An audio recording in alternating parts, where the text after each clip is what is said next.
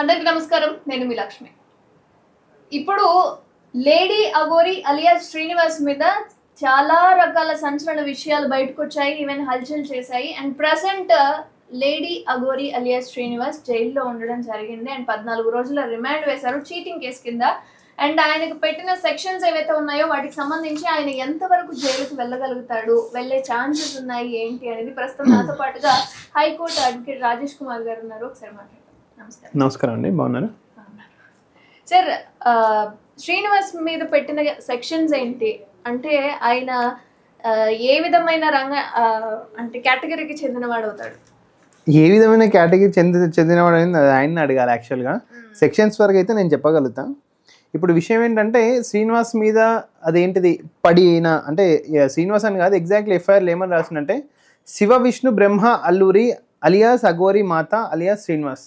So the station it self give 3 names alias so and so. Sections ఏమేమి పడ్డాయంటే 3085, 3181, 351(4), 352 of BNS. Okay, latest చట్టంలో కింద పడ్డాయి. యాక్చువల్గా 3085 కింద వచ్చేసి ఏంటంటే దాని మీనింగ్ ఏంటంటే ఎక్స్ట్రాషన్ అంటారు. అంటే ఎక్స్ట్రాషన్ అంటే ఒకటి ఏమన్నా పదునైన కత్తిని కానీ ఏదైనా థ్రెడ్ చేసి మిమ్మల్ని చంపుతానని బెదిరిస్తే అట్లా పనిష్మెంట్ చేస్తారు. బట్ ఎక్స్టార్షన్లో కూడా 2 to 3 టైప్స్ ఉన్నాయి. సెక్షన్ 1, 2, 3, 4, 5, 6, 7 ఇవన్నీ కూడా. కానీ 3085 సెక్షన్ క్లియర్గా ఏమని చెప్తుందంటే మనకు whoever commits extortion by putting any person in fear of death, okay, or of grievous hurt to that person or to any other shall be punished with imprisonment up to 10 years.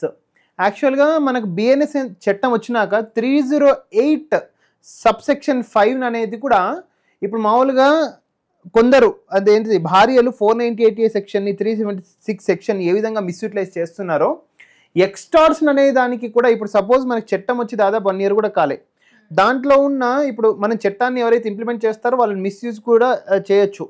So ఇక్కడ ఎవరైనా డెత్గా అదేంటిది భయపెట్టింది అనేది కూడా full clarity రావాల్సింది. Not only with respect to Naga sadhu Aghori. And ఇక్కడ నేను ఎక్కడ ఆమెకు సపోర్ట్ చేయట్లే అని అపోజ్ చేయట్లేదు, చట్టం తన పని తాను చేసుకోపోతుంది. But I want to explain here what about 3085 how it is going to misutilize. నేను చాలామంది దాదాపు మేము 3085లో అబౌట్ 10 years ఉంటుంది. అబౌట్ 10 years ఉన్నప్పుడు Arnesh Kumar versus State of Bihar అనేది ఎక్కువ వర్తించదు. Arnesh Kumar versus State of Bihar ఎవరిని కానీ ఊరికి అరెస్ట్ చేయొద్దు, ఇన్వెస్టిగేషన్ చేసి స్టేషన్ బెయిల్ ఇచ్చేసి 41A CRPC 35 BNS ఇచ్చేసి ఇన్వెస్టిగేషన్ చేసి మనకు అరెస్ట్ చేయాలని ఉంది. 305ని కొంచెం అదేంటిది ఎగ్జాక్ట్లీ ఇప్పుడు ఆయనకు బెయిల్కి వెళ్ళాలంటే కూడా 3085 ఏ విధంగా అది ఏంటిది మేము డెత్కు ఏ విధంగా సహకరించలేదు అంటే ఏంటిది ఆయన థ్రెటన్ చేయలేదు డెత్కి అంటే బెయిల్ యాంగిల్లో ఆయనకు వచ్చే బెయిల్ అవకాశం ఉంటుంది. 14 days రిమాండ్ ఉన్నా అదేంటిది చేవెళ్ళ కోర్టులో ఓకే మనం ఈ ఒక్క విషయాన్ని డెత్ ఆర్ ఫియర్ని సాటిస్ఫై చేస్తే ఆయనకు వాదించే అడ్వకేట్ ఎవరైతే ఉన్నారో బెయిల్ వచ్చే అవకాశం ఉంటుంది.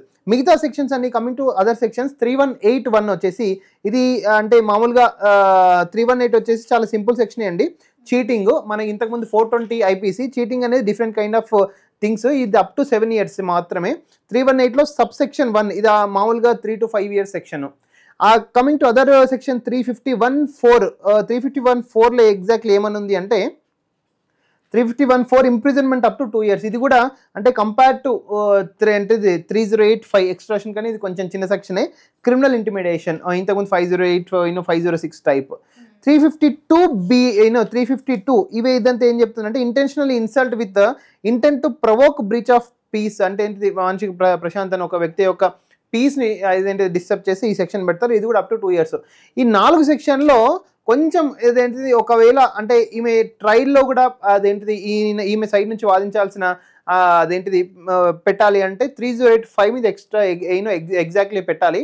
ఒకవేళ ఈమె ఇంతవరకు ఎఫ్ఐఆర్ అయింది, దాదాపు ఎఫ్ఐఆర్ కూడా మనకి దాదాపు February 25, 2025లోనే అయింది.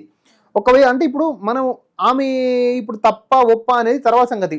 పెట్టిన వాళ్ళు ఎవరు అంటే మామూలుగా శ్రీమతి అనే వర్డ్తో, ఎందుకంటే విక్టిమ్ పేరు మనం డిస్క్లోజ్ చేయాల్సిన అవసరం ఉండదు, మనకు కూడా లిమిటేషన్స్ ఉంటాయి కాబట్టి women has women has put a complaint regarding so and so they complaint చదివితే మొత్తం తెలుస్తుంది. ఇప్పుడు మనం మామూలుగా ఏమైంది కంప్లైంట్లో కూడా సింపుల్గా బూత్ మాటలు తిట్టింది, అందుకు నేను మరియు నా భర్త తన ఫోన్ నెంబర్కి బ్లాక్ చేయగా ఆ తర్వాత నుంచి రకరకాల ఫోన్ నెంబర్ నుంచి నాకు మరియు నా భర్తకు ఫోన్ చేసి డబ్బుల గురించి డిమాండ్ చేస్తూ దౌర్జన్యంగా మాట్లాడుతూ నన్ను నా భర్తని భయభ్రాంతులకు గురి చేసింది. భయభ్రాంతులకు గురి చేసిందా మరి చనిపోవడానికి ప్రేరేపించిందా అనేది కూడా క్లారిటీ రావాలి. అంటే ఇక్కడ we're not only discussing about Aghori. 3085 ఎవరైనా స్టేట్లో తెలంగాణ అండ్ ఆంధ్రప్రదేశ్లో ఇప్పుడు మీరైనా ఎవరైనా కెమెరామ్యాన్ని డెత్గా అంటే ఒక థ్రెటన్ చేస్తే ఆయన పోయి 3085 పెట్టొచ్చు, ఆయనైనా మిమ్మల్ని చేసి మీరు కూడా 3085 పెట్టొచ్చు.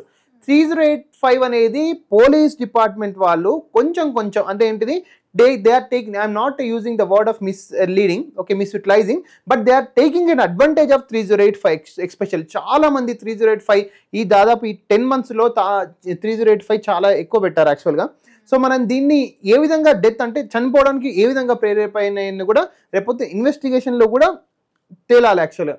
సో డెఫినెట్గా ఇంకా మిగతా ఏంటి, మోసం చేసి పూజ కోసం అని మా దగ్గర 10 లక్షల అక్షరాల 10 రూపాయలు తీసుకొని ఇంకా 5 లక్షలను ఇవ్వాలి, లేకపోతే తల్వార్తో తుపాకీతో మరియు తన మంత్రశక్తితో మమ్మల్ని చంపేస్తా అని బెదిరిస్తున్న శివ విష్ణు బ్రహ్మ అల్లూరి అలియాస్ అఘోరి మాత సోయింటో శ్రీనివాస్. అంటే ఇక్కడ ఈ వర్డ్ ఉంది యాక్చువల్గా. వాళ్ళు కూడా 3085 ఎందుకు పెట్టారంటే 5 లక్షల రూపాయలు ఇవ్వాలి అని, లేకపోతే తల్వార్లతో తుపాకీతో మరియు తన మంత్రశక్తితో మిమ్మల్ని చంపేస్తా అంటే ఏంటి, వీళ్ళు క్లియర్గా రాయాలి.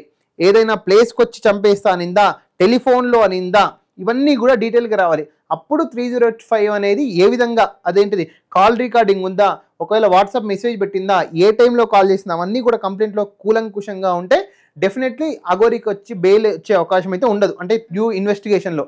ఒకవేళ లేకపోతే మాత్రం బెయిల్ నుంచి అది బెయిల్ ఈజీగా రావచ్చే అవకాశం ఉంది. ఎస్, అంటే ఇప్పుడు టెలిఫోన్లో ఏ టైంలో చేశారు, ఆ రికార్డింగ్ ఉందా, ఇవన్నీ కూడా తేలితే మాత్రం అఘోరికి 100% బెయిల్ రాదు. 14 days కాస్త ఇంకొక 14 days కూడా ఎక్స్టెండ్ అవుతుంది. కానీ ఒకవేళ ఇవన్నీ లేదు, జస్ట్ ఇది వర్డ్ మేము రాసిన మమ్మల్ని చంపుతా అని బెదిరించాలంటే మాత్రం బెయిల్ వస్తుంది. అంటే ఇప్పుడు 10 years వరకు ఛాన్స్ ఉంది అంటున్నారు, ఇంకా పెంచే ఛాన్సెస్ ఉన్నాయని. ఇది మాత్రమే కాకుండా ఇంకా ఆమె మీద ఫస్ట్ మ్యారేజ్ చేసుకొని మళ్ళీ సెకండ్ మ్యారేజ్ చేసుకున్నారు, ఇవన్నీ యాడ్ చేసే అవకాశాలు ఏమైనా ఉన్నాయంటారు? ఇప్పుడు ఈ మోకిలా పోలీస్ స్టేషన్లో first marriage, second marriage, bigamy ఇవన్నీ దీంట్లో అయితే లేవు. ఈ ఓన్లీ ఈ సెక్షన్సే ఉన్నాయి. సమ్ ఏదో పూజకు 5వ 10వ తీసుకున్నారు, దాన్ని ఎక్స్ట్రా డిమాండ్ చేసి లేదు చంపేస్తా అని. సో దీనికాడికి విషయం మాట్లాడితే దీనికి మ్యాక్సిమం పనిష్మెంట్ 10 years, దీన్ని ఎక్స్టెండ్ చేసే ఛాన్సెస్ కూడా ఎక్కువ లేవు. ఎందుకంటే the BNS act it self says that it has 10 years imprisonment maximum. Okay, అంటే ఇప్పుడు బెయిల్ ఒకవేళ వచ్చింది అంటే లేకపోతే ఇందులో నుంచి ఆయన ఎస్కేప్ అయ్యే ఛాన్సెస్ ఏమైనా ఉన్నాయి సార్? ఎక్కడ అది మీరు ఎస్కేప్ అయ్యే ఛాన్సెస్ అంటే డెఫినెట్గా ట్రయల్ అనేది ఒకటి ఉంటుంది. ఇప్పుడు మామూలుగా మనకు ఎగ్జామినేషన్, ఎవిడెన్స్, ఎంక్వైరీ ఇవన్నీ స్టేజ్ అయిపోయినాక ట్రయల్ ఉంటుంది. ఆ ట్రయల్లో ఆమెని ఏ విధంగా, ఇప్పుడు విక్టిమ్ కంప్లైంట్ ఉన్నారు, కంప్లైంట్ కోర్టులో కూర్చోబెడతారు, క్రాస్ క్వశ్చన్ చేస్తారు.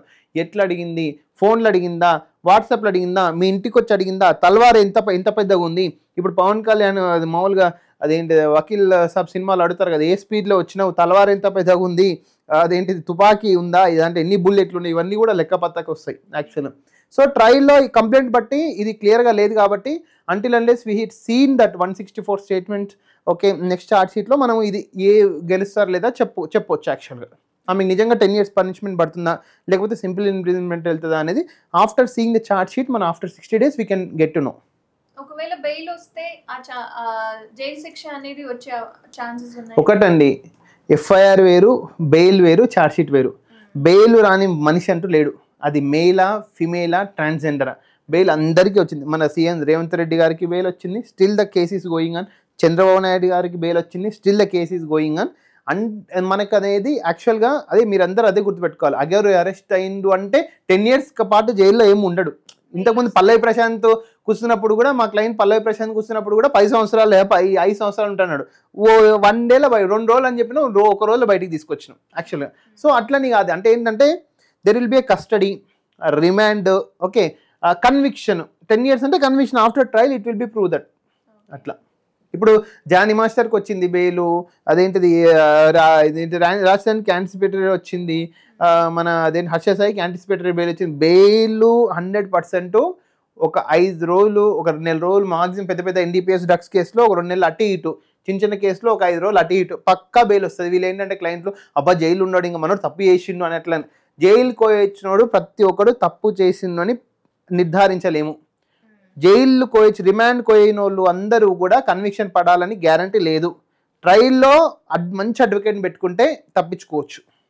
అంటే ఏంటిది, సిస్టంలో వాళ్ళు చేసే ఛార్జ్ షీట్లో మాకు మామూలుగా కొందరు ఛార్జ్ షీట్స్ రాయండి సార్, మాకు అర్థమవుతలేదు, మీరే రాయండి, ఎందుకంటే మీరే వాదిస్తారు కదా, అదేంటిది మాకు వేరే వేరే డిస్ట్రిక్ట్స్ నుంచి వస్తాయి, పోలీస్ పేరు అనవసరం. అంటే ఏంటిది, ఒక పోలీస్ ఆఫీసర్ ఛార్జ్ షీట్ రాస్తే అడ్వకేట్ దాంట్లో ఏ విధంగా ముడిపుతాడనేదే గేమ్. ఇట్స్ ఎ గేమ్, అర్థమవుతుందా? అందుకే కొందరు అడ్వకేట్లతోటే ఛార్జ్ షీట్ రాయించడం స్టార్ట్ చేస్తారు కొన్ని పోలీస్ స్టేషన్లో. అందరు మీరు అంటే మీరే ఇప్పుడు సపోజ్ ఏంటంటే ఒక అడ్వకేట్ తెలివితో ఛార్జ్ షీట్ రాస్తే రేపు పొద్దున వాడు తప్పించుకోలేడు. అట్లా అంటే ఏంటి, సపోజ్ కొన్ని గాంజాయి కేసులలో పెద్ద పెద్ద డ్రగ్స్ కేసుల్లో విక్టిమ్ అదేంటిది అక్యూజ్ తప్పించుకుంటున్నారు. అప్పుడు కొందరు అడుగుతారు, సార్ మీ తెలివి కూడా మాకు కావాలి ఛార్జ్ షీట్ చేసేటప్పుడు మీరు రండి అని చాలామంది అడుగుతుంటారు యాక్చువల్గా. సో టైం ఉంటే వెళ్తాం, లేకపోతే సరే. అంటే సందర్భం వచ్చింది కాబట్టి ఒక చిన్న సందేహం. ఎస్, రాధ అని చెప్పి ఆమె ముందు ఒక ఆమె January 1, 2025 నేను పెళ్లి చేసుకున్నాను ఆయన్ని, ఇప్పుడు మరో పెళ్లి చేసుకున్నారు అని చెప్పి బయటకు వచ్చిన సంగతి మీకు తెలిసే ఉంటుంది. నాకు తెలియదు, రాధానా సీతానా నాకు తెలియదు. అది డిపెండ్స్ అపాన్. ఇప్పుడు నేను ఏమంటున్నా అంటే పెళ్ళి అనేది అఫీషియల్గా జరగడం అనేది బైగామి కింద నేరమే. ఓకే, వితౌట్ గివింగ్ డైవర్స్ ఇంకొకరికి పెళ్లి అందుకే దువ్వాడ మాధుర్య ఇద్దరు ఏదో సస్పెన్షన్ పక్కకు పెట్టండి, సస్పెన్షన్ అనేది పార్టీలో మస్తు చేస్తారు, శ్రీనివాస్ ప్లస్ దువ్వాడ మాధుర్య. సో వాళ్ళిద్దరు పెళ్లి చేసుకోలే, కలిసి తిరుగుతున్నారు. లీగల్గా అదేంటిది లీగల్గా అది చెల్తుంది. కానీ అది వాళ్ళిద్దరు అదేంటిది ఒకటే ఇంట్లో ఉంటున్నారు అనుకుంటా, కలిసి తిరుగుతున్నారు అనుకుంటా, లవ్ డ్యూయట్లు వాడుకుంటున్నారు టీవీలో, ఇవన్నీ కూడా అది లీగలే. కానీ ఒకవేళ పొరపాటున తాళి కడితే మాత్రం ఇల్లీగల్. ఫస్ట్ వైఫ్ వచ్చి సెకండ్ వైఫ్ మీద పెడుతుంది, కేసు పెడుతుంది. ఎస్, తాళి మాత్రం కట్టొద్దు, తాళి కట్టొద్దు, సప్తపది 7 అడుగులు వేయొద్దు, మ్యారేజ్ కార్డ్ సృష్టించుకోవద్దు. ఒకవేళ ఈ అఘోరి విషయంలో ఫస్ట్ మ్యారేజ్ జరిగిందని వాస్తవం అయితే ఈమె మధ్యప్రదేశ్లో ఓపెన్గా అలా తాళి కట్టడం అనేది తప్పు. అంటే ఒకవేళ ఫస్ట్ మ్యారేజ్ జరిగింటే ఇది 100% బైగా ఇంకొక సెక్షన్ యాడ్ అవుతుంది. ఇది వేరే 5-10 lakhs పంచాయతీ. ఇది ఆ పంచాయతీ ఇంకొకటి అసలు ఫస్ట్ పిల్లలు వచ్చి పెడితే ఇంకొక పంచాయతీ వస్తుంది, ఇంకొక ఎఫ్ఐఆర్ అయితే. అది bigamy depends upon the situation. అదేంటిది ఏ విధంగా ఏ సెక్షన్స్ పెడతా ఎఫ్ఐఆర్ బట్టి చూస్తే చెప్పొచ్చు మనం ఏంది కరెక్ట్ కథ అనేది. అంటే ఫర్ ఎగ్జాంపుల్ ఒకసారి పెళ్లి అయిపోయింది, రెండో భార్యను మళ్ళీ పెళ్లి చేసుకున్నారు అంటే మాక్సిమం ఎన్ని ఇయర్స్ పడే ఛాన్స్? 7 years వరకు ఉంటుందండి. 7 years అటు ఇటు ఉంటుంది 100%.